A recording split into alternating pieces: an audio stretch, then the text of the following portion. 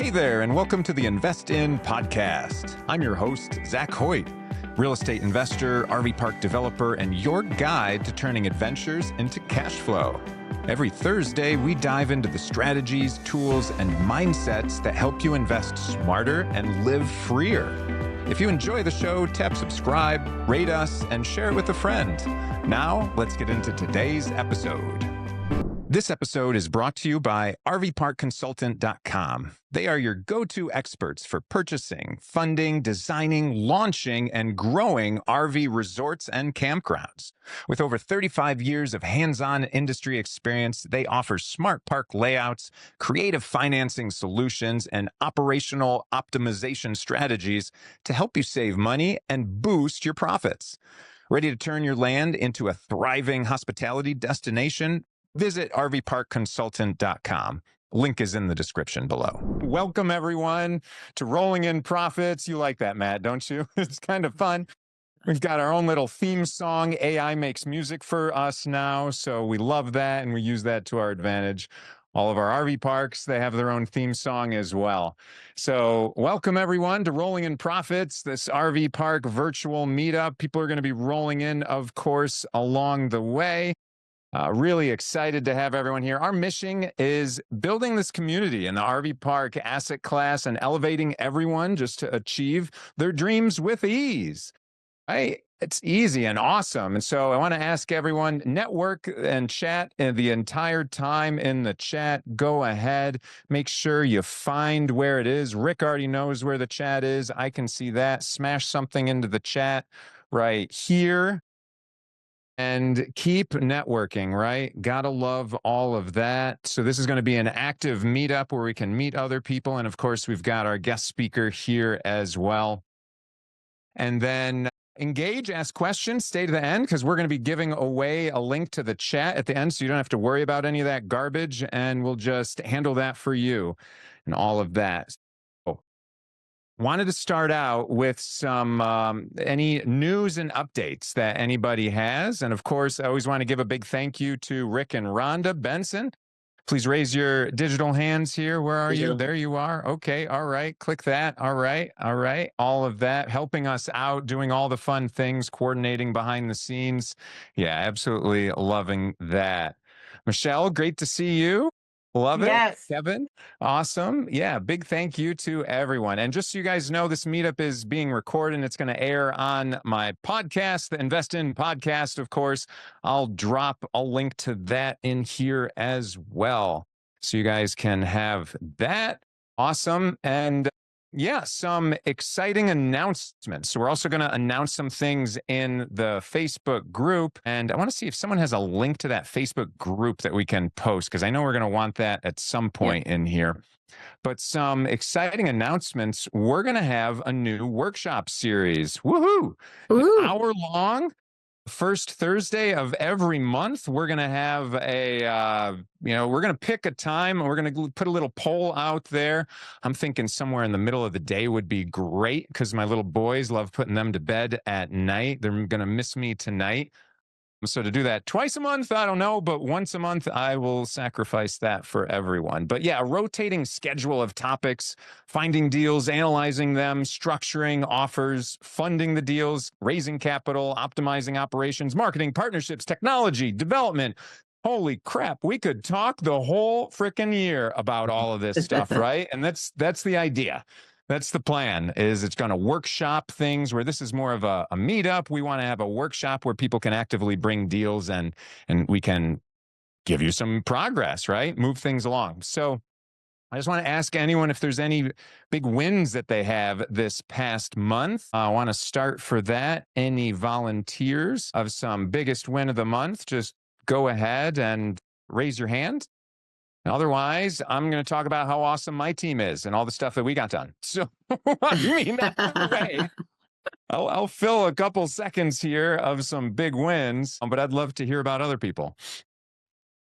And I know a lot of people end up posting every week some of the stuff that they do and get accomplished. So in the interim, until there's any big wins, of course, Love all of this. Yeah, our team, we just grew a little bit larger with our recent onboarding of our new CFO and our marketing agency. So helping a lot of the stuff that we are doing makes life easier, right? So you can relax and focus on what you're doing. Thank you to Oscar, so I don't have to live in our spreadsheets anymore. And of course, Kevin's real happy about that too. CFO, gotta love that. And our marketing agency helps our CMO. What's he doing then? If he has a whole agency, I wonder, right? We got to talk to him about that. But no, we love all of that. And I guess in other news, we're now affiliate partners with this revolutionary wastewater treatment manufacturer. Holy smokes, these guys, they can unlock development in areas that previously they just couldn't be developed. Our civil engineer had no clue about this technology. It's a lot different than any other wastewater treatment plants you've seen. It's just a European design, and we're going to be the first in the States to include that at our RV development. But it's phenomenal. Increases the amount of developable land that you can do by minimizing the space needed for traditional septic tanks and leach fields. Lots of poopy talk, but I'll tell you, poop makes money. All right. And everyone does it. Everyone needs it. And you got to handle it one way or another. And when you can do that by having extra land, holy smokes.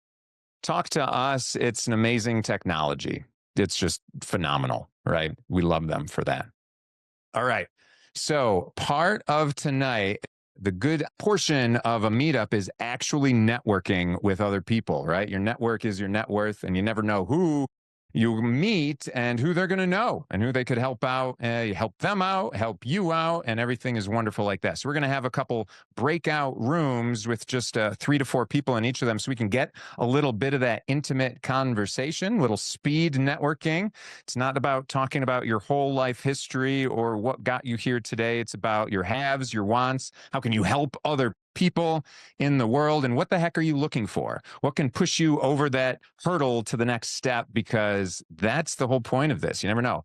$1 million meeting that we can have, conversations with other people, and more than that, right? Million is just that low hurdle. We're looking to do lots of big things with this. We're not talking single families anymore. We're talking about big commercial development, which is awesome. So we're going to go into a breakout room. We're going to come real back.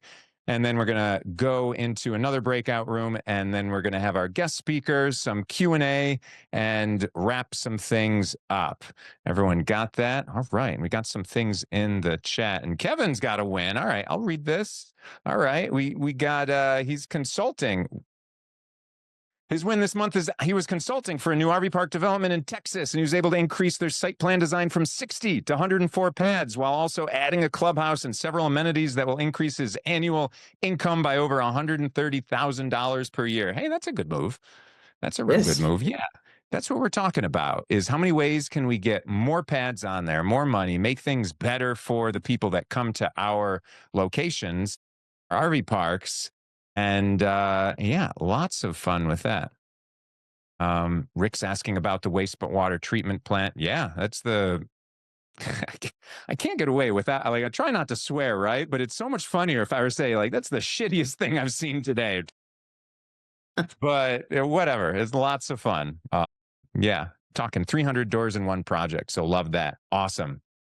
All right. So what we want to make sure that everyone's doing, Rick's got it real good. He's got his contact information in there. Mine is just boring, has my name on here. So if you want to change your name real quick, put like what your role is, maybe how someone can contact you. That would be awesome, because then it's going to show up in the chat. So on the top right, if you're on a desktop, you're going to find this rename option here and rename it. You'll look at mine, and mine just changed. So now I've got my name. I'm a fund manager for MaverickAsherInvestments.com. Check that out. You can book a call with me on there if you need. But like, what's the easy way to get a hold of you? You want to put your cell phone number? That's great. You want to put your email? Cool. Do whatever you need so that people can get a hold of you, because now every time I type in the chat, you're going to see my whole contact information in there. And again, we're going to give you the chat at the end so that you can get in touch with everyone. You don't have to worry about all that nonsense in the middle of it. You can be present, right? My wife always tells me, be present with her.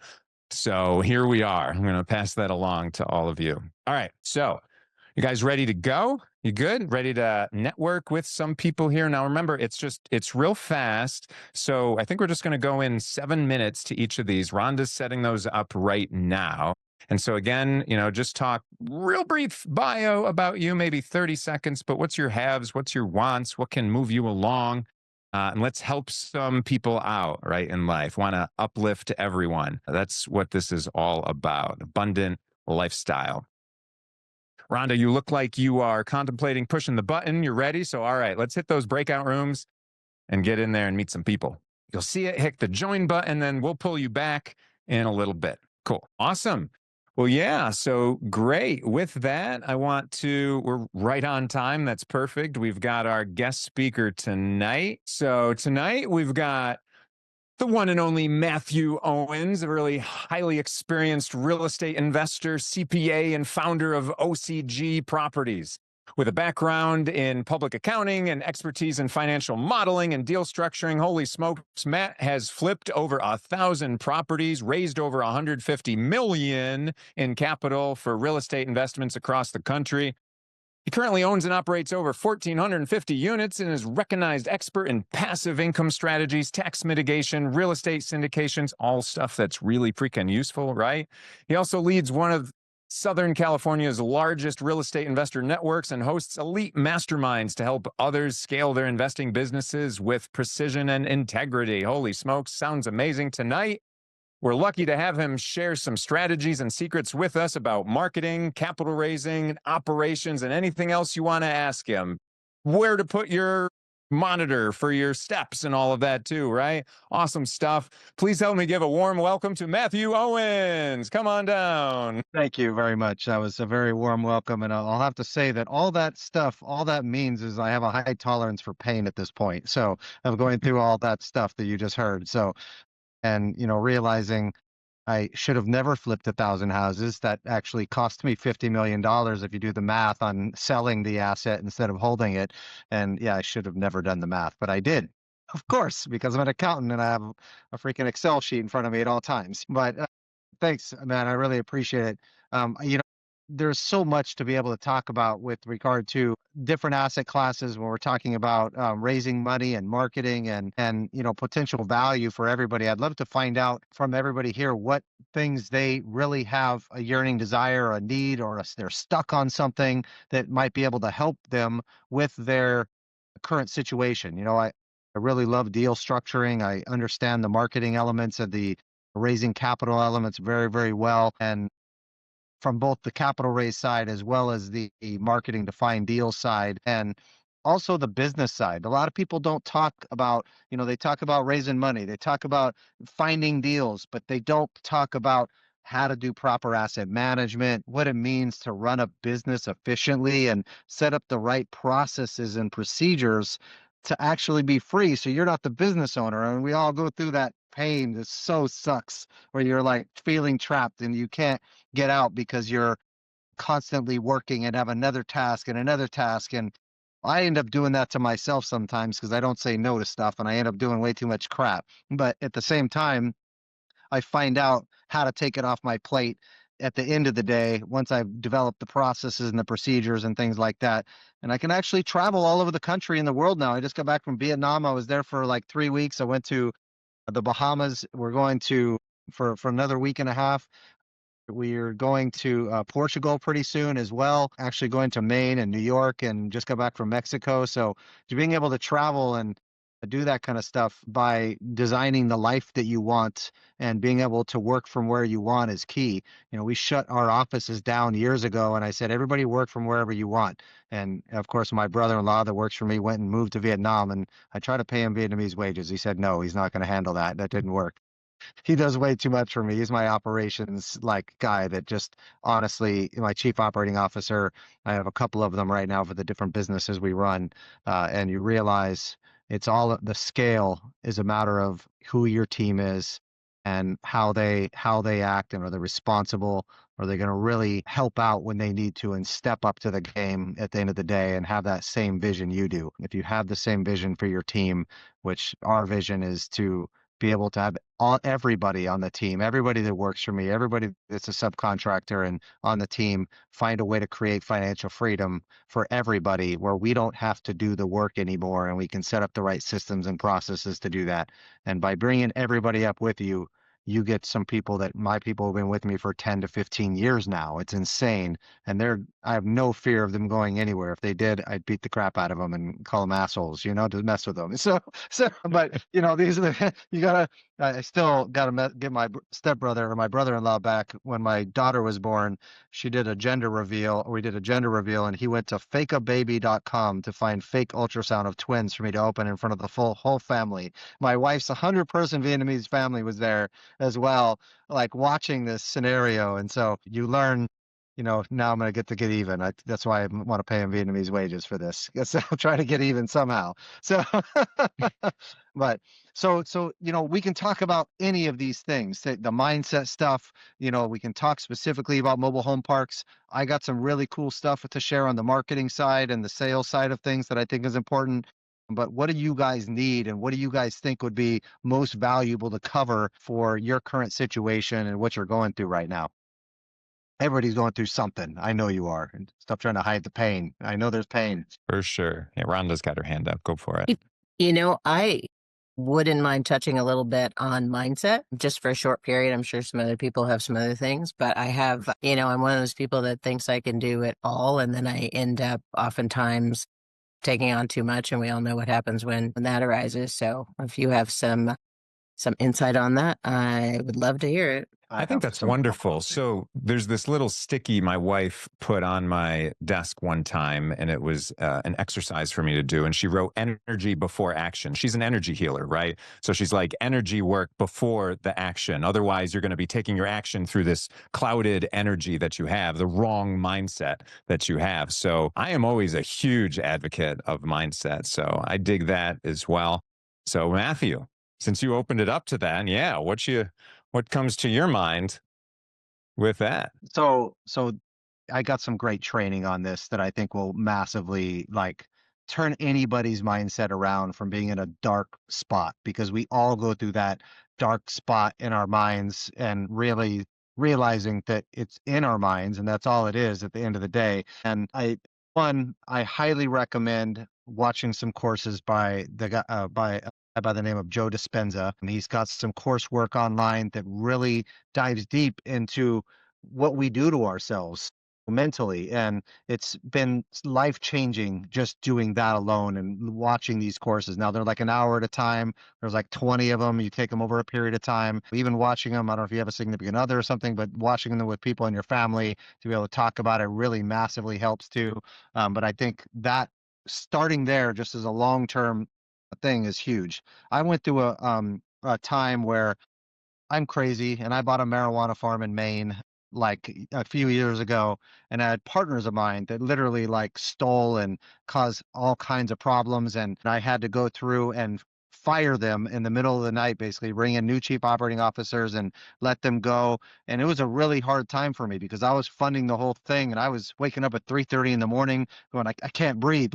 Oh my God, I raised $5.5 million on this project, and I got to go put up like an extra $1 million to keep this going while people are stealing from me. And I know it, but I can't do anything until I bring other people in.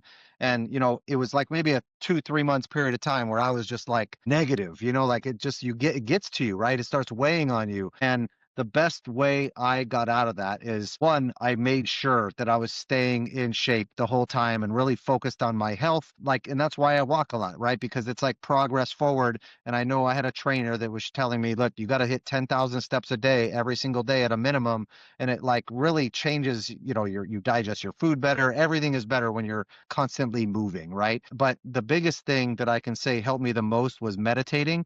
And I listened to a guy named Wim Hof that teaches you breathing techniques that are biohacks that literally calm your immune system down to the point where you can literally calm yourself down. It's shocking what you can do. And some of it, for example, he does like an 11-minute breathing routine.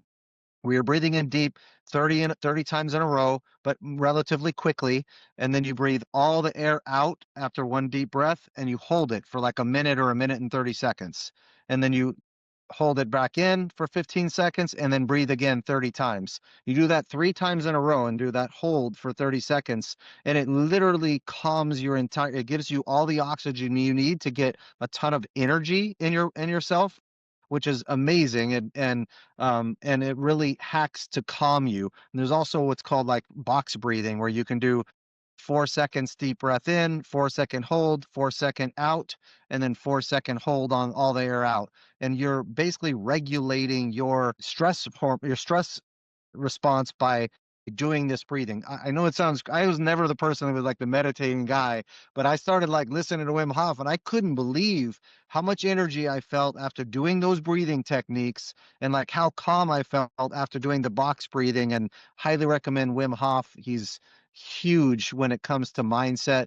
You also have to train your mind, right? By listening to the right things, on the positive things, constantly learning something, constantly having something in your ear where you're thinking about like a mindset thing, and listening to music. Quite frankly, sometimes we just sit there and we don't do any of this. We just focus on something else. Well, we should be listening to music because it changes your whole mindset. But all of those things slowly train you to have that stronger mindset. You never really know these things until you're out of it, right? Like I remember taking a $50,000 loss on a multifamily building where I was like, oh my God, I just lost a salary today. I was telling my wife, put your hand on my chest. I can't believe this, happened. That's crazy. And then like the next day, I remember getting up and saying, all right, screw it. I'm going to find a way. I'm not thinking big enough. I'm going to find a way to make this money back, like right now. How do I make this back? And I found, because I was trying to sell these multifamily, I found a bunch of 1031 exchange buyers and things like that. And I got another deal under contract, and I was able to wholesale it within 2 weeks to make a $70,000 gain on that, and made it back. And after that, it clicked. It's the focus on the action you can do. Like I wrote down, what can I do? What am I not thinking about that I can do to get me that money back or put me into this position right now? And it's like, you could take so much massive action to get there, even if you're not sure and you're like, I don't know how I'm going to get out of this, but here's 5 options that you just brainstorm about. A lot of times when you're stressed, it's because you haven't thought about the options, or you're not organized enough to feel comfortable with your plan moving forward. But once you have the plan, you're like, massive action you can take forward, and it really propels you to that next level. So every time I go through that same, like, I find myself still sometimes like, hey, I'm in this negative mindset, some stupid crap happened or whatever, and then I go back to that $50,000 loss from like, brainstorm, write down everything, and it helps a lot at night to write down like everything that pissed you off that day, and like write it down and just get it out. And then you realize, like, what's the worst case that you think is in your mind that's going to happen that's causing you that stress? And then you realize like 90% of that is ridiculous. It's not going to really happen. Like, you're going to go through and say, you'll probably land here, or this is how I'll solve each one of those problems. And it's just our mind, you know, getting in our way, So, and I only learned a lot of this because I went through so much pain. I had to figure it out. So when I quit my CPA firm job in 2006, I thought I was the shit. I was like, I had an office at the World Trade Center in Long Beach on the 23rd floor, overlooking all of Long Beach, California. I had like, it was like $5,000 a month for an office, which was ridiculously stupid at that time. And my two stepbrothers quit their jobs doing engineering and computer programming, and I quit my CPA firm job all in 2006 to go into real estate. And then we realized, we didn't know crap, and we were real estate geniuses for like a year and a half before we literally lost everything. And that was my ego. I thought, I'm dope. We're flipping houses. My credit score is like 790. I'm awesome. I never miss a payment. And then realizing like all that got shattered, and I went bankrupt and lost everything. And I was like, it was the most humbling experience, but probably the best thing that ever happened to me, because after that, I never thought I was dope again. I'm like, I'm just trying like everybody else. And, I hope that I don't screw up. So, but, you realize that after taking those kind of ego hits. But I hope that helps. It does. Thank you for that. Yeah. Yep. Yeah, loved some of that. Joe Dispenza, man, he's the man. He can change your whole mind, how you view the world, right? If you let it. He's phenomenal.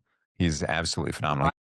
That I couldn't believe it, right? So it was unbelievable. Yeah. William Hoff, man, I haven't come across him, but breathing techniques in general, yeah, use them in working out, use them in meditation. And man, I don't meditate enough, other than when I've gone through those stressful times where I'm like, man, I need, like, you hear from someone like, you should meditate. And you're like, all right, I'll try. Like, this is And wonderful, right? But it's these things that they're always there. And then you're like, "Ah, I don't have time for it today." If you can just incorporate a little bit of these things every day, it's amazing what it does to your inner self. Yeah, it's I, phenomenal. Thank you. I think that's really the key though too when you're talking about, you know, being happy long term. You have to incorporate the daily meditation. You don't even realize what you're not giving yourself by not doing it, right? Same thing with like reading or stretching or working out or everything that we know we should be doing. The if you pay attention and focus on you first, on your health and yourself, and then the business second, which is not easy to do all the time, of course. The more you can do that, the happier you're going to be long term because you have that what you really need personally in your life, that accomplished, right? Yeah. Um, it's a hard thing to do. Easier said than done. It's true, but it's great to be around other people that share that sentiment because then you can hold each other accountable and get that done. And then it's more normalized. It's like, okay, 4 out of these 5 people, I'm the only one who didn't do it. Well, now I'm the one that's out, right? And so you're normalizing to do these things. And so get those people around you. So heck yeah, man.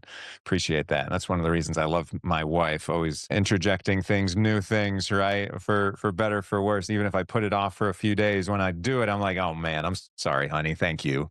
Right.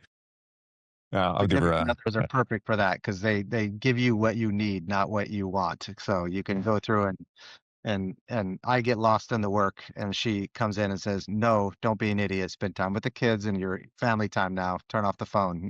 So I get yeah, it. yeah. Yin and So the yang. Love that. right. Awesome. Thank you. Cool. What else do we have in here? Rick, you're saying can always use more ideas for raising capital and marketing. I mean, for sure that last month we had a lender on. We talked all the different ways of getting, I would say, more traditional opportunities of cash, debt for cash, and that's good in the capital stack, but we always need to attract more capital and investors. So in this market, which is right now, it's a little different than it was 5 years ago for raising capital. Yeah, what type of advice can you give us in that regard? What comes to your mind? Realize a lot of these investors right now, the reason why things have changed is they just been through pain, right? They just went through a multifamily crash, people losing their equity there, a change in the economy because the interest rates occur not just in real estate but other businesses. And a lot of people had multiple deals fail, and they bought in 2020, and inverted interest rates. And I lost money on a few deals doing that as well. And so, there's a lot of non-performing stuff. So it makes it a little bit harder now to do that. And so what happens in that situation? Your interest rates or what you have to pay your investors typically have to go up. Or you got to go through and look at alternative assets and other types of structures to really juice returns. RV parks specifically, and mobile home parks that I like to focus on a lot, actually can produce high returns because they have such high value add potential on those things where you're adding new units to park and rehabbing down units and bringing in more and upgrading utility infrastructure and all kinds of stuff that you can do that a lot of times you can't necessarily do in a multifamily or other asset class that a lot of times has been picked through too. And you also want to look at recession resistance and look at how do you protect your investors on your deals going forward, and how do you create enough returns to entice your investors in the first place. I've done a lot of that through alternative types of assets like accounts receivable financing, my marijuana farm specifically, that's now finally doing well, but took an extra year and a half to get there. But now we're doing expansion on.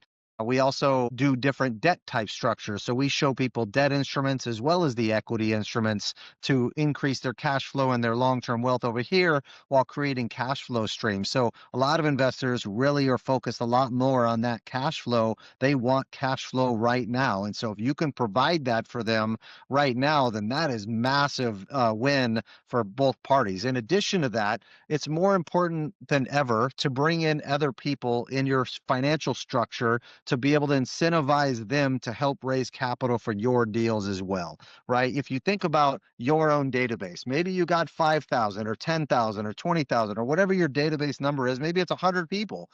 if you go do an email campaign and a marketing campaign to those 100 people, or just straight call them all and see if they're interested, you're going to run out of bandwidth, right? You're not going to have enough money. And so you have to utilize leverage and utilize other people to help you raise money, to raise lots of money, right? If I want to raise $50 million from individual investors, and we're talking about $100,000 a pop on that. We're looking about 500 investors, or at 50,000 a pop, it's 1,000. You know how hard that's going to be to like raise $50 million. If that's the holy grail, raise 50 million anytime you want. That's what it's going to take to actually do that if you go that route. Now, if you go $1 million, now you're talking about basically 50 investors or capital partners that can do that.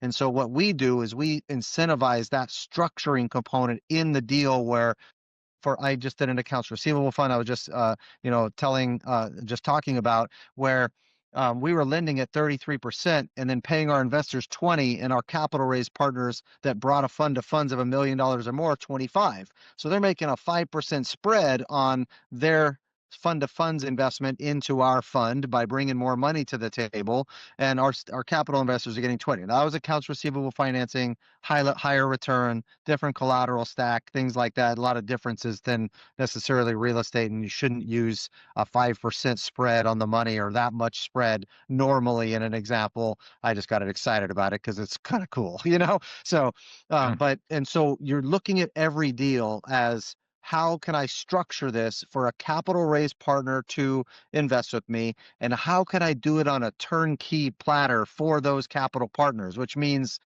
show them with the math on a model just for them. This is how much you make after your legal fees, after your bookkeeping costs and your accounting costs. What's your net that you're making for that capital raise partner, and present that to them so they see it firsthand, and they automatically, is this worth it for me to look at? Is this worth it for me to raise $1 million to make X amount a year per year for the next 5 years? And that way you can show them that. Then it's a matter of, oh, you're like an investor. They're like investors. What can they make on the deal? What's the spread? That's, first thing, no matter what the risk is, that's what they look at, which is stupid, but it is what it is, right? And so everybody does it. It's just like, what's the return first? If it's not good enough, then I don't care. So that's the first thing people think of. Now, on the other side of things, then it's coming correct with those capital raise partners as well. With your deck created, we do a long video, a long webinar video about the project. We also do a quick video, a 5-minute or less overview of the project, because people have TikTok mentalities now. They have no attention span. You have to go through. If you're asking for a big ask, if you ask them to watch a 45-minute video, if you say, here's a 2 or 5-minute video, okay, if the returns work on the description, they're going to just look at the 5-minute video and see if, what the deal's about at least, right? So it's that psychological piece of this that really becomes important. And setting up this, if you're going to set up a capital raise system, which I highly recommend everybody do from private investors, because it gives you the power to control the money on all of your deals and be able to have all the money for your deals. So you find those deals, you got it there anytime.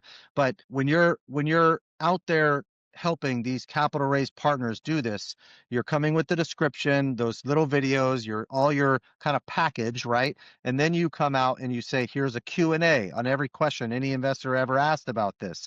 Here's a custom GPT that is uploaded about all the entire deal in detail, with a resource portal with the login that they have. So they have everything and all the due diligence for them, with even an explanation. We even do a little 2-minute video of explanation of, this is what's inside the due diligence package. Because if they get a bunch of folders and they got to go look and piece through each one of them, that seems like an hour task, and they may not do that for 2 weeks, And so you're thinking about these specific things. If you're having to go through and be the client, right? If you're someone's courting you to raise money for one of their deals, what would make it so easy that you're like, you have hardly any work, where it's like a silver platter? We even use outside companies right now.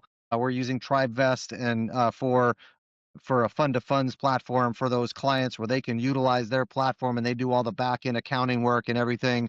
And we also give them an acquisition fee or a points type fee up front on that deal as part of that share class, so that way they can pay for their legal costs in the beginning, because that might be 10 to 15 grand in legal costs. So if they raise $1 million, they're able to cover that. Now TribeVest does that for like 5 grand, so it's a cheaper situation for them to do that piece. And I've had some good experience with them so far.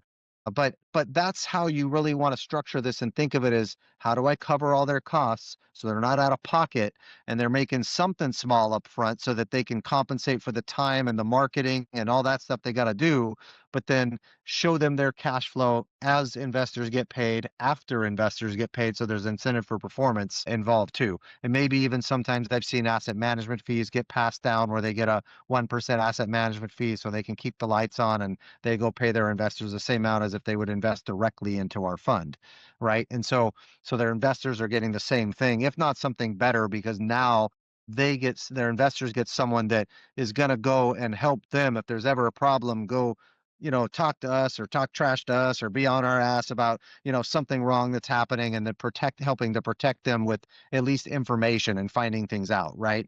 So these are all things that I think are important. And then on the other side, on the operational side, clear communication with all your capital raise partners. If they have meetings with investors, you're on those meetings helping them walk through that process. You're doing presentations with them where you help them with their own deck, where you're in the deck too, helping them with that process and walking them through that portal. We have about 15 to 20 different capital raise partners that work with us right now on these projects. My goal is to get to a 50 that can have $1 million or more, right, of capital, and get to that 50 million anytime I need it without even having to go to my own database, which I go to my database first because I make more money with my database versus others. But once I exhaust that effort, and I also start off with a 506B and then turn it into a 506V and C afterwards and convert it once I fill up my 35 non-accredited investors from my own database and network. Okay.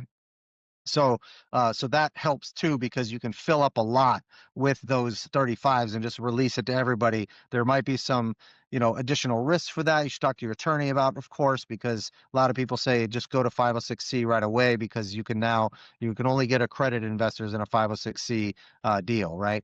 Now you can also do joint ventures. Having different ways of raising the money can also help, right? You don't need to do a syndication with all these legal costs. We do joint ventures where we still retain title of the asset. We have the investor put the money down and they get 100% of the tax benefits as well on that deal. And then we do a joint venture split on the back end and help do all the asset management for them on a deal by deal basis. This works great on your smaller deals where you don't have to spend all these costs. So having your joint venture contracts ready to go for you, and even giving them a deed of trust on the property to protect them for their down payment as well, can be valuable. We do this a lot where we get long-term financing in place already on 30-year fixed rate stuff, and then bring in the equity on the other side based on the difference between market value minus sales commissions and closing costs comparatively to the loan amount. So we basically recapitalize our equity over and over by doing these types of structures. So structuring will save your life when it comes to capital raising and the incentives for other people to use the leverage there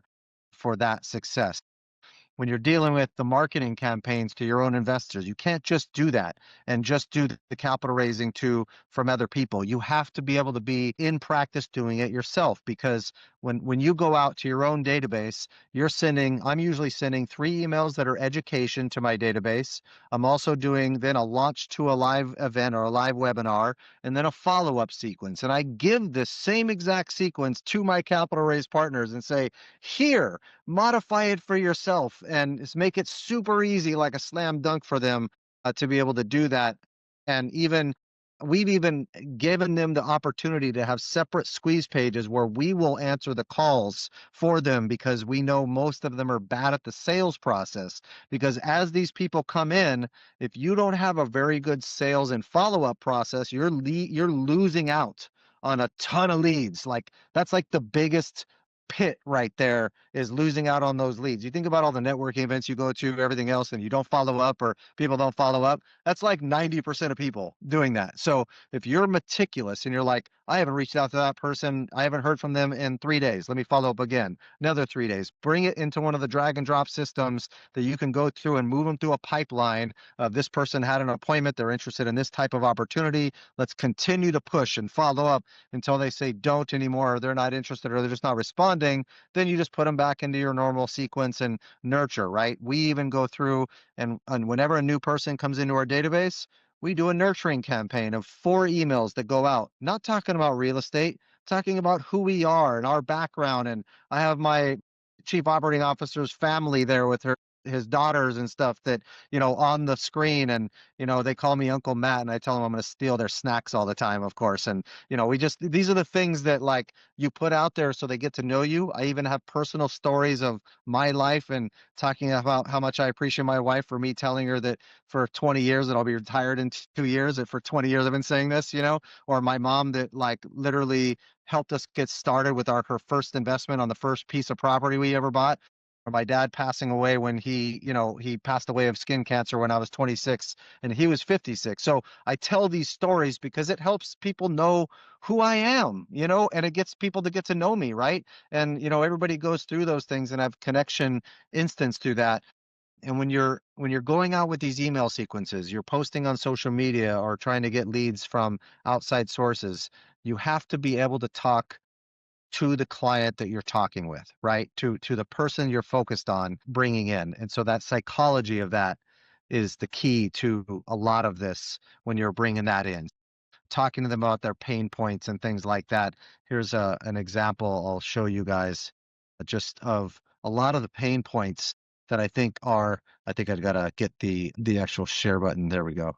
So this right here is an example of some of the client benefits and pain points that they go through when they're investing. So the financial freedom, the monthly cash flow, the tax benefits, all these things, the inflation hedges, they don't have to do any work. There's no personal guarantees on debt.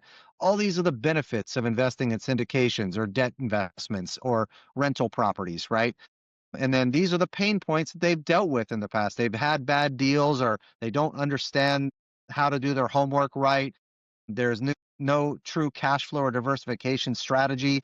So if you can go through and help them with any of these things, you are going to be able to raise the capital from them. It's like buying a house, right? You will not get that house at a discount unless you're able to solve someone's problem.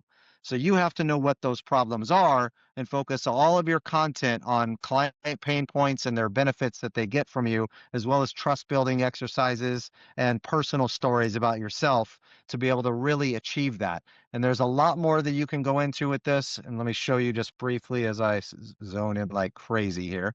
So you have email marketing, content development, you can throw events, you can focus on your personal branding, your funnel system, your nurturing process, your sales piece, massive amounts of affiliates that you can work with, which is an amazing strategy to get new leads in, is cross-promotional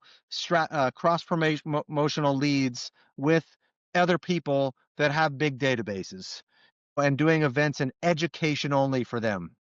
So lots of stuff here that can actually be implemented, but you don't have to start on all that. You really need your database, your nurturing campaign, and then your content that you're outputting to bring back the leads and have hooks. Like we have a 200-point due diligence checklist that we give away to people for free just to say, hey, if you want that. I say that at every end of every podcast. I get downloads every single week on that thing just because I talk about it and say it, right? So these are all the kind of in a nutshell strategies on how to raise capital. I'm sorry I'm so long-winded. Does anybody have questions on the massive amount of trash I just threw at you? I'm sorry. So Rash. I love that. Anyone listening to this on the recording afterwards, hopefully you're not going to have to go at 2x speed for that, right? If anything, maybe slow it down a little bit. Go back a little bit. No, Matt, that's awesome, man. There's so much great information there. Rick, did that answer your question? And if you guys want, I can give you guys screenshots of those client pain points and like the marketing strategies and stuff like that, so you guys can share with the group later on. We have got checklists on a lot of this stuff, and like I was mentioning, so we're creating more and more strategies to bring people into our database and give them things. So. Yeah, yeah. Always giving first, right? That helps out a ton. But yeah, if I know firsthand when we met a while back, and I don't know when I think when I was scheduling a call with you, maybe it was a few months ago or something like that. I got on your email drip campaign, and I'm like, man, and we weren't scheduled for maybe 3 weeks, and I was getting all of those things. I'm like, Mathew has this going on, right? I know how that all works, right? But I'm just seeing all those things. I'm like, good for you, good for you. Holy smokes! All right, more from Matt. All right, guess who I got today? Thursday, Tuesday, Saturday, Sunday. I know. All right, Matt's in my inbox. Like, I'm not gonna miss him. But that's the whole point. Right. You gotta disrupt all this noise that's out there nowadays to get someone's attention. And Right. if I didn't even know you in person, and have that want to meet with you even more. But having all these different emails that are coming through, it's like you can't ignore it, or you do because you're like, man, this is too much. But we all have that little mentality where you don't want to delete it, you don't want to unsubscribe because there was some value that you got originally from it. So you're like, all right, I'm going to get something more from this guy. And then you happen to read some of them, right? Or even if you don't read them, you're like, this person is on point. They're sending all of this stuff out there. The way you do one thing is the way you do everything. So holy smokes, if they're doing this here, they're probably put together in everything else that they're doing. It's a psychological switch for sure. And what's interesting is, I was very nervous about sending a ton of emails out. Like we do an event, we send out 10 emails for the month, right? To do that. And that's scary, right? That's like third of the time, right? Sending them out. But the data shows the click ratios are going up, right? We're getting more people to the events consistently. We're getting 100 people to each one of our webinars every time we throw one at a minimum. And that's without utilizing outside people to help do those. And we do master classes instead of like full webinars a lot of times. Like if I'm doing a short-term rental fund, I just created a master class on short-term rentals. Half the people think they want to be short-term rental operators and realize, no, you don't. It's hard, so it's not that easy. And half of them are like, well, here's just take my money and do it for me, right? So the more you show them about the intricacies of the operations, the more people are like, yeah, just help me, just do it, So it works really. We've been doing that for years in the rental business, so. Yeah, that's a great one. Love that. Zac, how did y'all meet? Raise Masters. And yeah, whether it was the Raise Masters or Raise Fest, one of these times, but yeah, see him every time. And you can't read that on his hat, but it says, what's that say? It's like, yeah, Dad vibes. Yeah. dad So vibes. There you go. Yeah. Ah, He's always got these happy dad vibes going on with that. And I can always appreciate that, right? You can put any type of marketing on yourself out there, but there's a reason why he's got the dad vibes. this is a smile of pain because of the kids. That's all it is. Just like the mask of pain of getting beat up all the time. Mostly my daughter. She's the real terrorist in the family. She told me the other day, my wife asked me to take out the trash, and I said, just in a minute, and my daughter looks at her and looks at me and looks back at me and says, she means now, Daddy. And I was like, oh, no, like, get out of here with this, So I was laughing. But anyways, so. But yeah, look, at the end of the day, the marketing stuff, it's about the consistency. And, if you have that same follow-up consistency, I think it's really, really important to be consistent with that. And you see what the types of deals, the types of emails that come out from like Hunter at Raise Masters where we met Zac as well. And through that piece, you can see that that's where I'm getting a lot of this system from that's actually working based on the data. And I will never forget when we met. You actually proposed on a yacht when we met the first time we met. It was awesome. And I was like, oh man, this is great. Like what a great experience for the first time on an all white, like we're all dressed in all white, like yacht party type of deal, and I was like, this is, it was pretty awesome. I was like, that is super cool.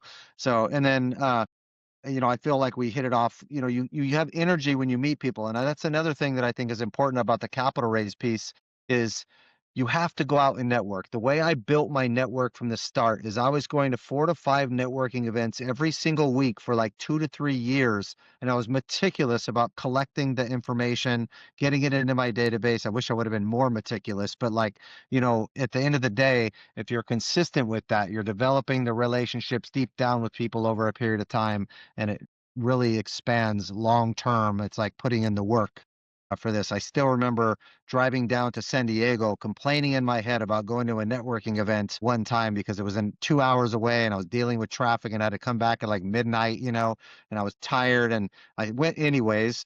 And when I went down there, I met a guy that I introduced to somebody else, and it made me $1 million. So, and I just, after that, you're like, stop bitching in your head about this. Just go do it. You know what I mean? Like it could be $1 million, even though it may not be, but that one instance it is, that just do it, So, because we all get lazy and don't want to do stuff and make excuses. So, but yeah, it's part of it.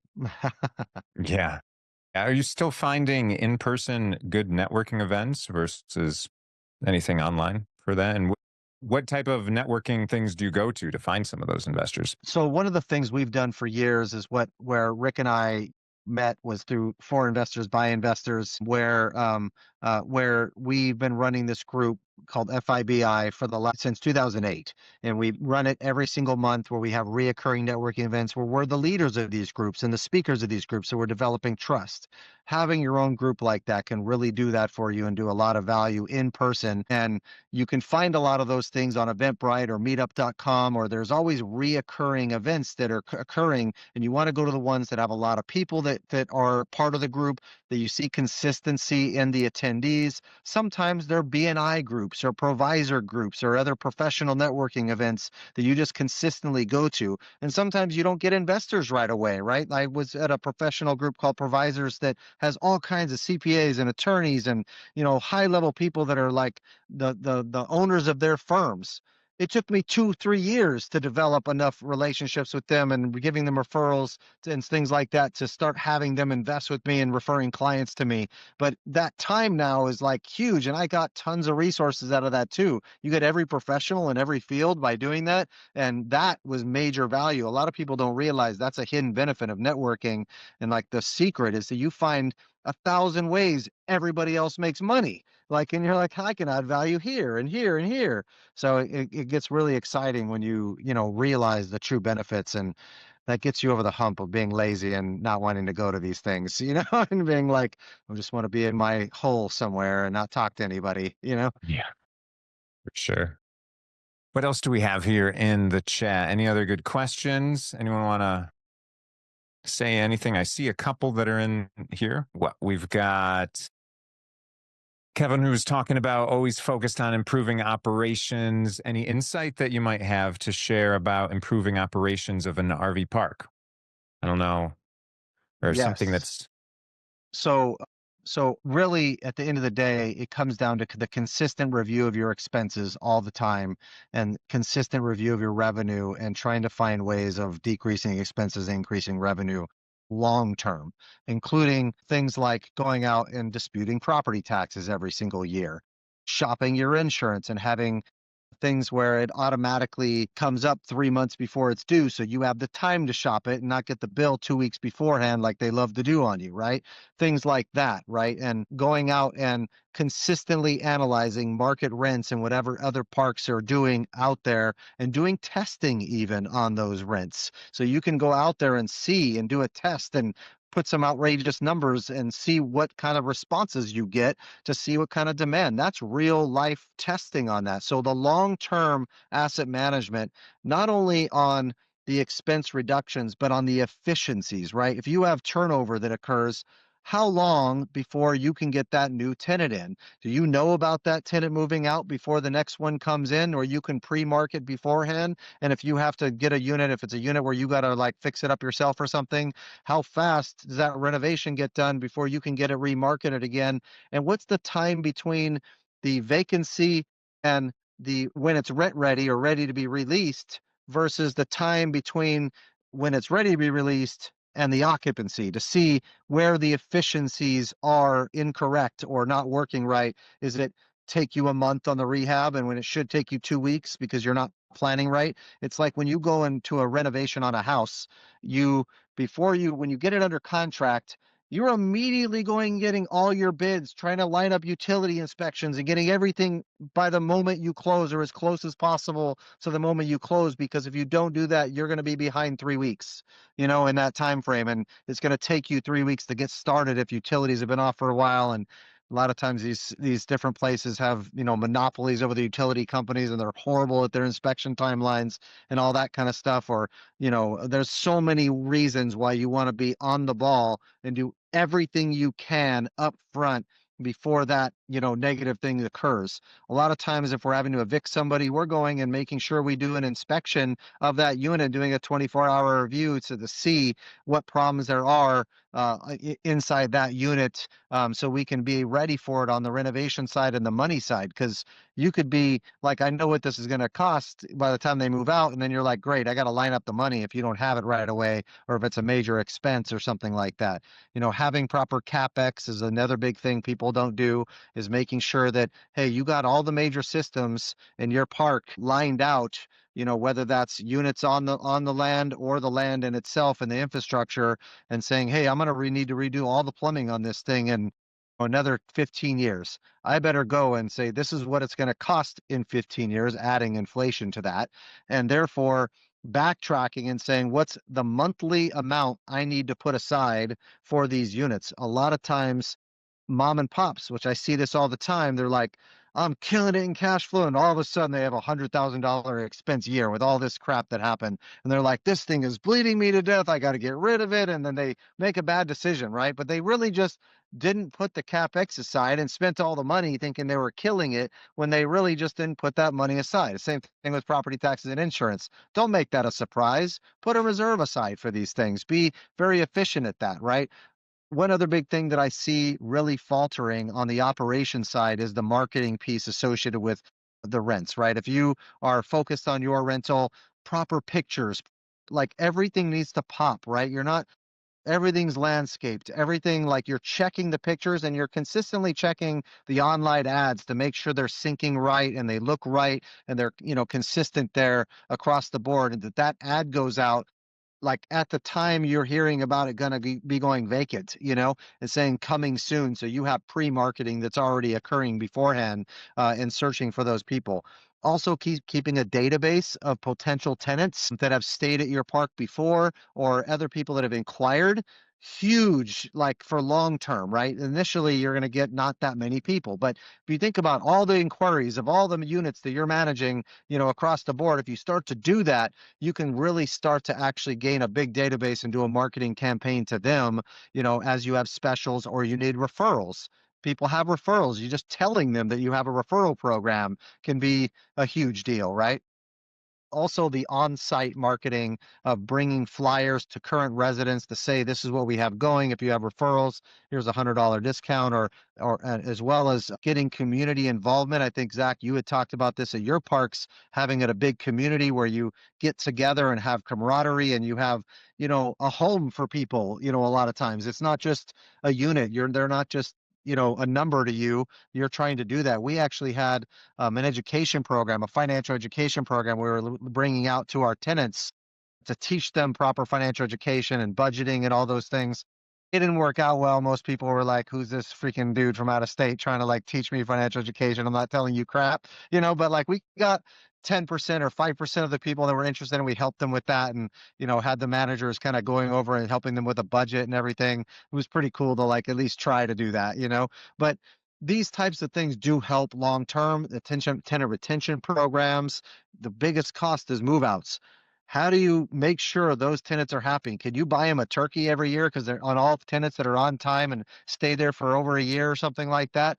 Is that, $30, maybe $50 now turkey is that really not worth a lack of turnover each year? I mean, if you think about it, those types of little things, the birthday cards, remembering something about them personally, especially their kids' birthdays and things, and focused on how do I make this the best experience for this tenant possible. These are the things from an operation side that will really boost your whole community and make sure that happens. And if you're doing major value add, make sure you put that timeline together and you're meticulous with this timeline. And you always have an outside person that's outside of the construction team doing checks and balances on your construction team, even outside the on-site manager that might be there, because you got to check on them too to make sure they're doing what they say they're going to do by their their walk arounds the park and stuff like that, and making sure all trash is picked up and everything else, right? So having those extra outside people that are outside the transaction will save your ass when it comes to like contractors stealing from you and property managers not being like efficient on the ground there, because it's check but verify. Make them send you pictures, make them send you all that stuff. So yeah, it's hard sometimes, but if you have the right system, you can do it, and it can even automate it through AI now a lot of times, which is cool. So hope that helped on the asset management side. Holy You can see I've smokes. been through the ringer. Yeah. Yeah, on the tip of your tongue, guys, this whole meetup, man. You've dropped so much information, great stuff, so fast, right? Not we're not looking at this in 2x speed again. We're gonna have to slow it down when on the replay that you're listening on it. But yeah, mindset, capital raising, marketing, operations, holy smokes. So many different things you touched on, brother. I love that. That's amazing. Right? That's so great. Tons of stuff within all of this. Gosh, wonderful. So if anyone else has any last questions in there, we're really at the end of time. We're going to wrap up so that we're on time here at 8:30 to end this Eastern time. And raise your hand if you have that. Otherwise, while you're thinking about raising your hand, Rick dropped something into the chat right there. There's this campground. I don't know, Rick, if you want to explain a little bit about what this is, little PDF. Yeah, so there's a couple articles, and I kind of put the description of the chapters in there as well. So one's campground marketing and playbook, and it not only does it have a lot of stuff you can use for campground marketing, but this will work in a lot of your fundraising and search engine optimization, social media accounts. I thought it was a very good article. I'm a member of the outdoor hospitality industry, which used to be the RV Park Association. And that's where I'm finding these articles. And the other one is I put a video of a woman who she's an RV park management company, and she has 6 essential marketing strategies that she uses. And some of these are the same thing, both in this article and the video. But copy these and download them before we jump off. That's why I want to jump in there. I also put a link to a Google Docs page, and I'm going to copy and paste our chat in here. So anybody that has any contact information, drop that in there now if you haven't done so already. And then everybody that's on this meetup will have access. Just follow the link to the Google Docs page, and you could download the chat. And that Google Docs page, you're going to have to open that up to anyone with a link, because I think that's what John's talking about. It's restricted to that. Yeah, heck yeah. Dropped some information of mine in the chat. That's wonderful. Holy smokes, Mathew. Love everything, man. That's phenomenal. Great freaking stuff. So much stuff. Anytime I can help. I got tons of courses and things like that on raising capital and finding deals. And anybody ever needs that stuff, you guys can go to my website, MathewOwens.com. My parents couldn't spell, so they spelled it with 1 T. So it's lots of fun. I have to explain that every single time. It's hilarious. Well, I bet funny. the domain was available though, right? Gonna say Rick's middle name. I think I told you Rick's middle name is Mathew, also spelled with 1 T. Yeah, that's awesome. Can't remember that. So great. Helps you stand out. Yeah. Yeah. The walking does it better though. It really does. So the walking is like, I've had so many comments about walking. Yeah. And this was fantastic. Thank you so much awesome. for your time. Yeah, No problem. absolutely. Thank you guys. Yeah. Heck yeah. Awesome. You guys get some value out of that? Holy smokes. How many ways did you get value out of that? That's the question at this point. Yeah. Heck yeah. Erica, great to have you here. Holy smokes. Mathew was dropping so many bombs that are in here. I loved it. I'm going to have to go back and listen myself, right? Taking some notes on some things, but holy smokes. Love all of that. Everyone, if you're not in the Facebook group, please join it. RV Park Mastery. I'm going to drop the link to that in the chat right now so we can continue the conversation. Again, we're going to have some workshops about different things in the RV Park community And the first one is going to be, it's the first Thursday of the month. So it's going to be the 7th, I guess, is what I have as a note. But yeah, just more ways that we can connect, elevate each other in everything, and keep the thing rolling on. Holy smokes, Mathew. I can't thank you enough. That's wonderful. We're going to have to continue some conversations about things afterwards for sure. Look forward to it. And of course, I'm always looking for fatherly advice. The walking thing, oh my gosh, I know. I'm going to have to get a treadmill because I don't get my 10,000 steps in some of these days, and it irks me. Like even today, I'm thinking about it. I could have probably had 10,000 steps right here during this time if I'd just done it. The best fatherly advice I can give you is using Vulcan death grip when they get out of line. That works really well. They just fall to the ground immediately. It's perfect. So that always works. So just keep that in mind when they get ornery, you know? That's perfect. Yeah, I like that. I'm going to go try that out right after this. And my wife is asking, what are you looking at that phone for? I'm like, hey, it's very important. Trust me, right? Very important. I'm not scrolling. You can watch it too. And I'll use it on her, right? Nice. Awesome. Well, great, everyone. Yeah, last chance. Get those links that Rick has, the Google Sheet that has the whole chat with everyone's contact and all that. Make sure you open that up so you have that saved. There's the PDF of his, what is this called at the top? The Campground Marketing Playbook. Yeah, strategies to boost your bookings and grow your business. So many different ways, right? We're always looking to get more people there. More advice for that, more tactics, get them to come back and everything. I see some people are dropping stuff in there. Love that. RV Park Consultant, lots of great things. Well, hey, everyone, it's been a pleasure as always. And whether you're here live or watching this afterwards, listening, wherever it is, we appreciate you. Join us on the next one. We've got lots of great people. We're going to make sure they talk slower than Mathew. That's okay, right? But thank you, Mathew, so much for all your knowledge and everything that you're sharing with us. Always love it, man. It's a pleasure. So with that, everyone, have an awesome rest of your week. Go buy some more assets. Go help some people out and have some fun out in the world. Lots of love. We'll see you next time. Thank you. Bye-bye. That's a wrap for today's episode of the Invest In podcast. I hope you picked up insights to fuel your investing journey. And if you enjoyed the show, please leave a rating and review. It helps more adventurers like you find us. For behind-the-scenes content and updates on our RV resort projects, follow @GoInvestIn on Instagram, LinkedIn, X, Facebook, TikTok, and YouTube. Want to dive even deeper? Visit MaverickAsherInvestments.com for resources and tune into next Thursday for another episode.